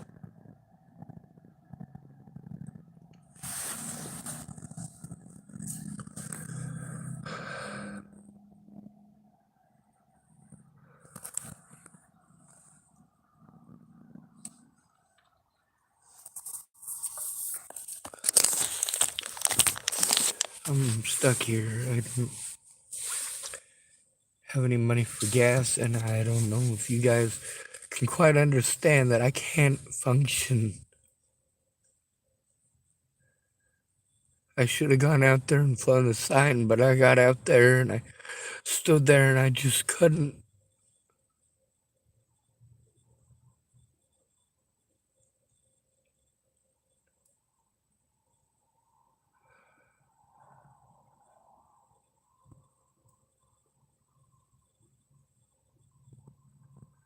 I'm trying for no reason.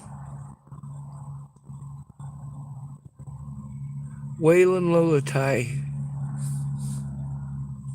he got away with hurting a lot more people because nobody cared.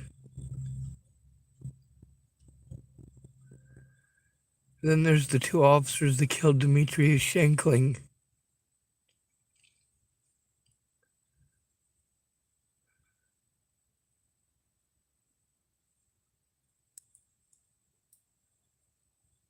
They just shipped me around from one abusive situation to another.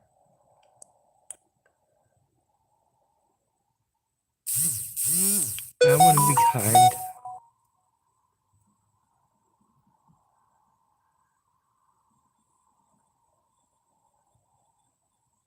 And I want to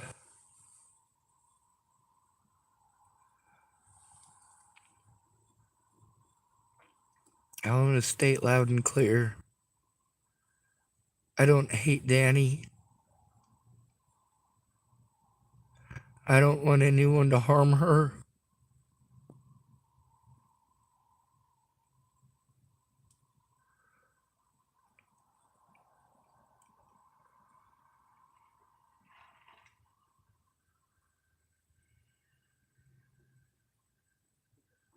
But just like with everyone, whether you're the A team or the C team, I reached out to people I know in person, people who know me, people that I love. I absolutely do. But I love differently than them. Because when someone reaches out to me for help, I listen instead of making excuses or telling them what to do nonstop. Now you can see there's situations where people were coming to me for help after I'd gone to them for help. They were supposed to be helping me. How long did it take for me to post up about Marnie missing? That's Shannon Alvarado's friend. I posted about Marnie missing repeatedly, multiple occasions. Because Shannon kept on changing the subject from helping me to her friend Marnie, her friend Marnie, her friend Marnie. How long did it take for me from the time that she told me about Marnie to the time that I posted up about Marnie missing? How much time had elapsed? 10 minutes? Maybe 15?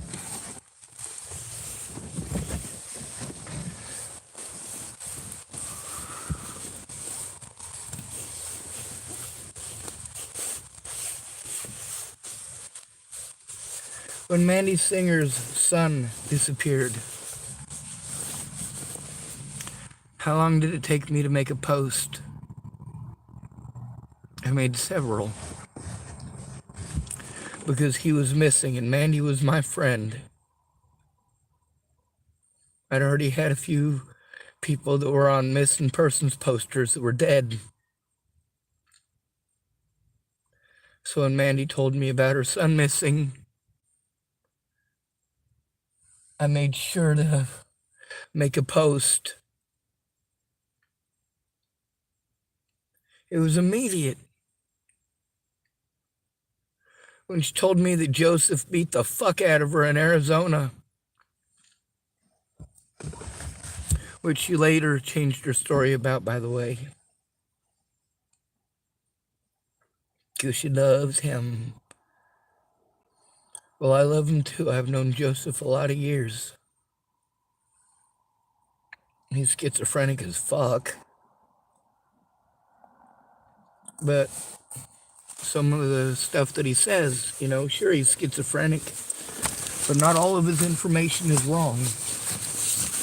There's a few stories that she wasn't sure about that sounded a little far-fetched that, well, the ones I could verify, I absolutely did. I was like, yeah, he may be schizophrenic, or he is, but that story is actually a true story, oddly enough.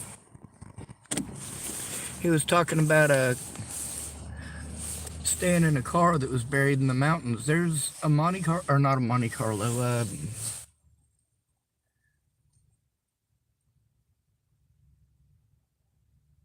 Ford Fiero. That's what it was. Buried up by Nederland. And you crawl on the back seat and sleep in it. And yeah, the whole fucking thing was buried. If somebody didn't show you where it was at, you wouldn't see it. When she told me that story, I wasn't there with Joseph, by the way. But when she told me that story, I was like, yep, I've been to the car. I've seen inside of it. He's telling the truth.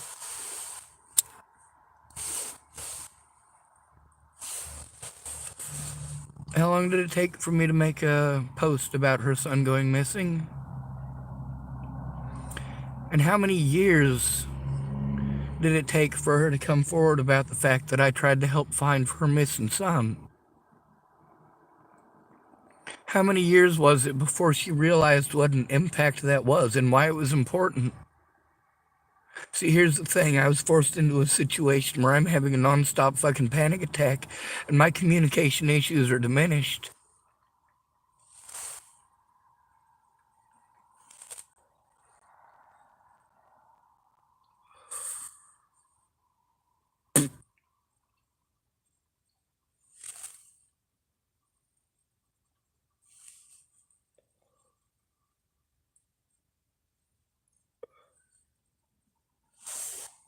You know, it wasn't like this before.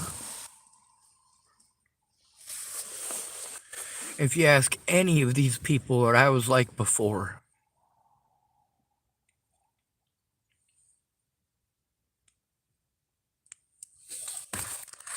you'll understand why they didn't throw me away when that happened to Natalie. It's not that I didn't reach out to people for help. It's that they weren't fucking listening. They were too busy giving me advice or typing at me for fucking weeks on end telling me they didn't have the time to listen. Typing assumption after assumption after assumption. With those being the assumptions they have, yes, it gives me severe fucking anxiety. And the longer it takes for you after making those assumptions and then saying that you'll listen to me, how much time elapses? Because I'm not just trying to tell you, I'm trying to show you. Siggy, did you check your emails to see if I forwarded the message from Natalie Bollinger?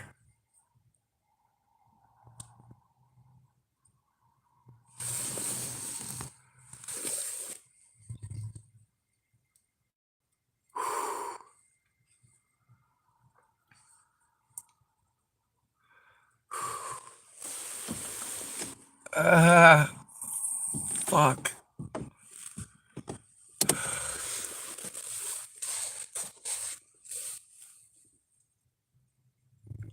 Every part of my body hurts.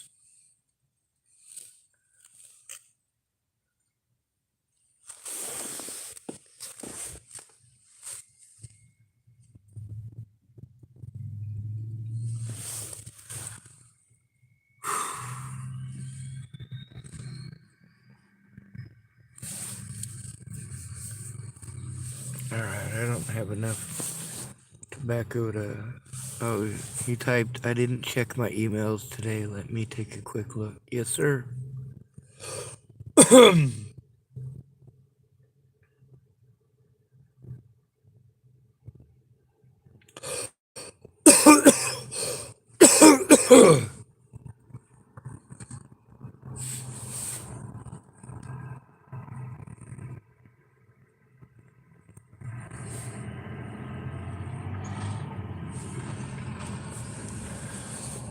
Now here's something to really, really impress upon you.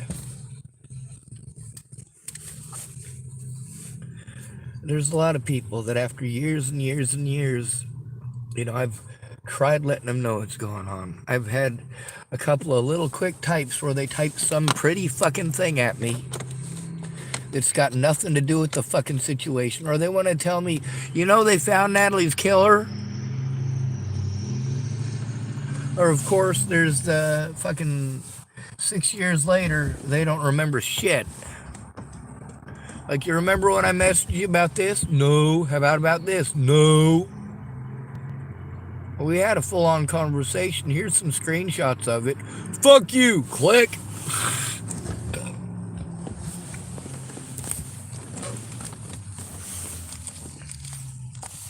A lot of people wanted to claim that I lied and slandered their name. And then I sent them the video. There's also a lot of people who said I lied and slandered their name. They blocked me before I got to send them the video.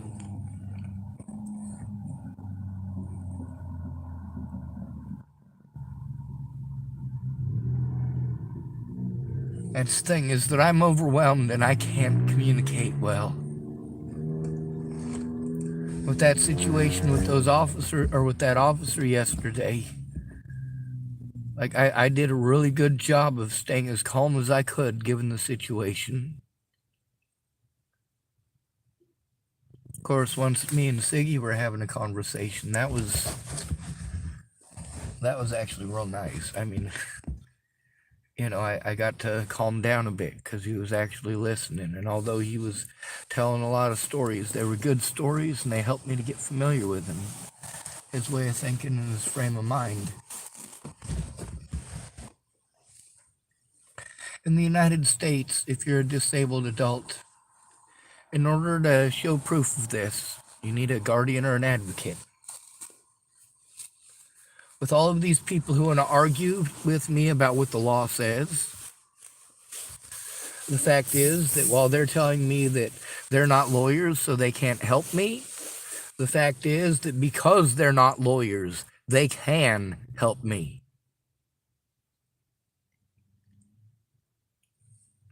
It's called civilian oversight.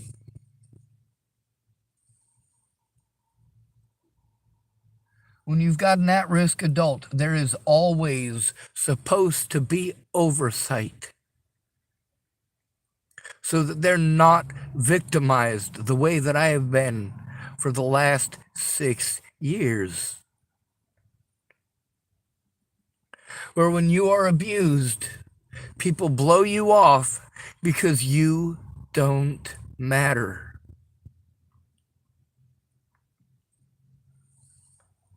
The problem with Dani is that she wasn't understanding. This has happened from one coastline to another. I've been to Bristol, Virginia, and Bristol, Tennessee, because it's a border town. You should look it up. I've been to Bozeman, Montana, Billings, Montana, Gallatin Gateway, Montana. Billings. Oh, hold on. There's one more. Not Billings, because I already said that one. It's Belgrade. All since Natalie died, to try to get help. I've been to... There's a town in Virginia next to Bristol, and I was taken to the hospital there. They tried to put me in on suicide walk, where I promptly walked out. When the security guard came out to ask me about it, I redirected him to someone else. And then I walked back to Brett Roloff's.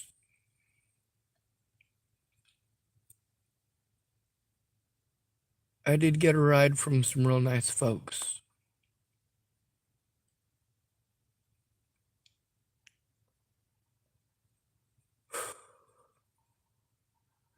But like I said, he was strung out on meth. But he also showed the difference between having somebody there in person that speaks up and somebody who doesn't. When the cops wanted to pull me over on the road outside of Brett Roloff and his girlfriend's house in Bristol, Tennessee, or Bristol, Virginia, sorry, they were on the Virginia side. Brett came out and explained to him I wasn't trying to kill myself, and they left. He also told me that I shouldn't have been trying to call the FBI this late at night. I should have tried that during the day. I explained to him, if you make the call during the day, they put you on hold for fucking ever and you never get through. If you do it at night, you might get through in 10 or less minutes. I also had to make those calls alone because he was too fucked up on meth.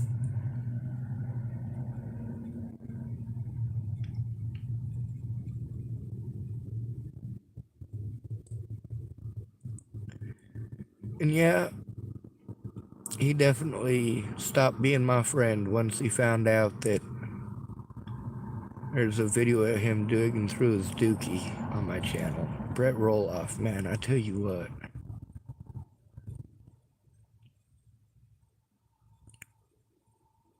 Repeatedly, over and over again, you try to tell on your abusers and you explain that you're disabled and you cannot defend yourself. You cannot jump through all the hoops that they are asking you to jump through. You don't have the time to do this or the money.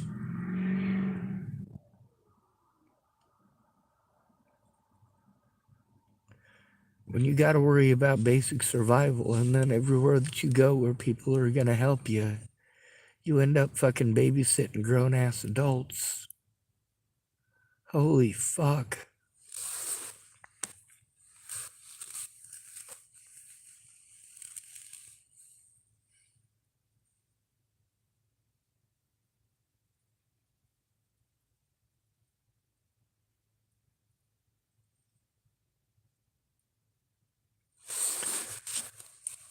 I was repeatedly denied my hospital paperwork. I was lied to and about. There's a lot of little details that resulted in repeated abuse. Like, of course, when I tried to tell on Ruben, and they wanted to charge me for breaking their stuff at the Scottsbluff Hospital. They physically harmed me. You think I'm not going to have a standoff? You and I can talk like human beings. But the moment you try forcing drugs into me, rather than listening, we have a major issue. There is no hospital in America where it is legal for them to administer medications at the recommendation of a police officer. There is no hospital in America where it is legal for them to treat me based on a police officer's diagnosis.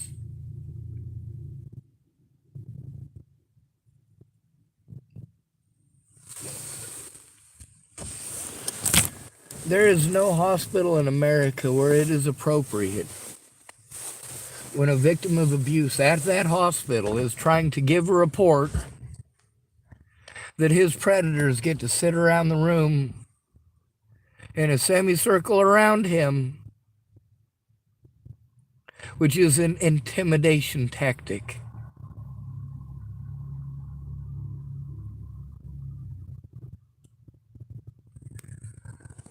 I tried to turn in Ruben over and over and over again.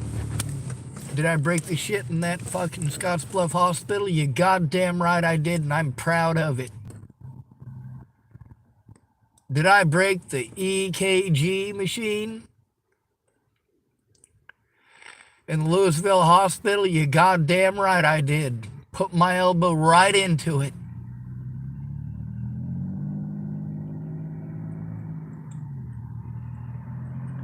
Did I break the window in Chapel, Nebraska at the low-income apartments? You goddamn right I did.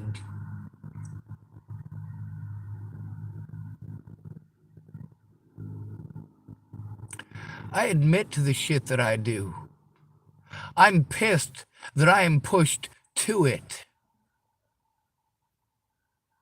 If I have to break my own fucking windows in my low-income fucking apartment to get the cops to fucking do something about people threatening to kill me,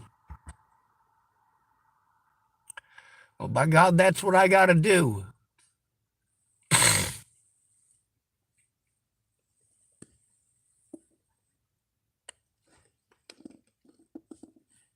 I record everything so that I don't have to go through an act of God to get their body cameras.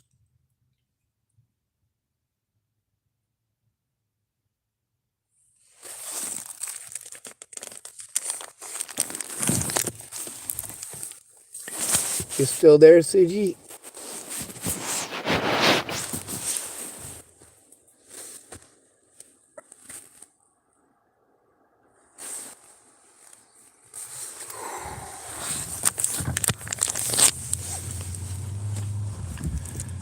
You know what it's like to have a conversation?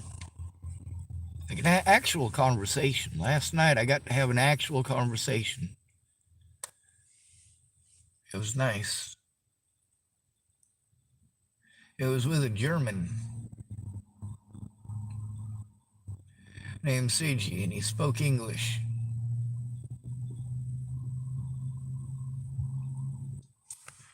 Same guy who's texting with me now. He typed, yes. Cool. Yeah, CG, that email that I forwarded from Natalie, she sent that in 2016. Probably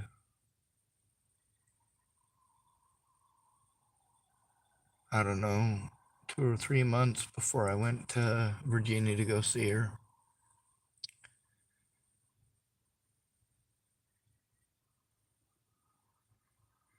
Talks about her dad beating on her and her sister and trying to kill her ex-stepmother. This is one of the ex-stepmothers that pretended she was trying to help me.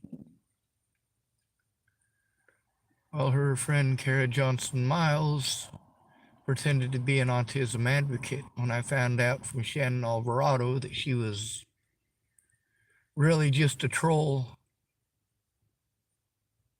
pretending to be an autism advocate to help out the very predators that I needed to turn in. If Rose M. Kelly had tried to put a stop to this when I got a hold of her in 2017 in December, and if Natalie had done anything to put a stop to it prior to that, or Maddie Boa, or Alicia Bollinger. But no, we can't ask a woman to be honest. That would just be too much. We can't ask a woman to be held responsible for her own actions. That would just be too much.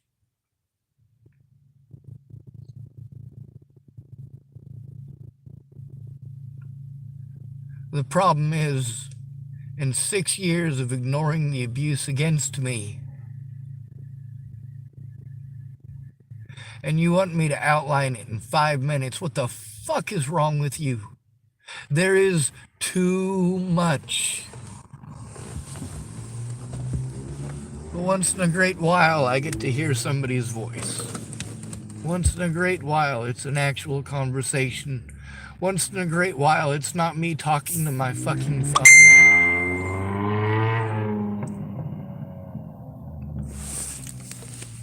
I just got a ding. Boy type, did I give you my email address? I did not get mail from you. I will write my email address again in the Facebook Messenger. All right. Oh, you were going to. I think it was Dani that I sent that to. I'll see you again. I'm actually gonna. It'll probably pause the video while I do this. But I'm gonna try it anyway.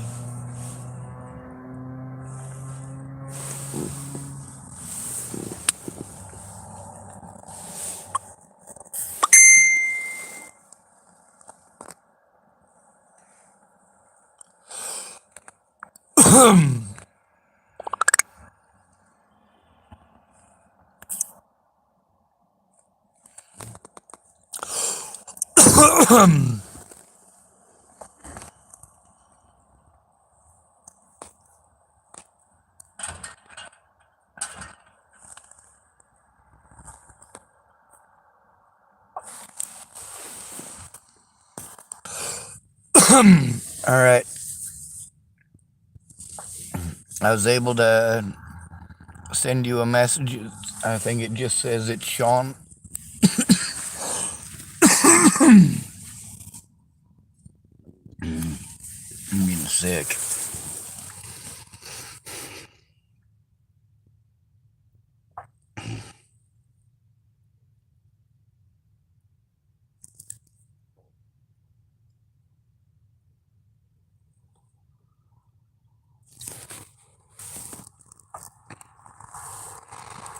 Alright, I should probably end this video so I can post it up on my Facebook so everyone can see it. I'm gonna forward the message, the email from Natalie, and then I'm gonna start another video. I'll put your name in it so that way you can see it. You'll be able to go back to it later, and I'll probably end up asking you a bunch of questions.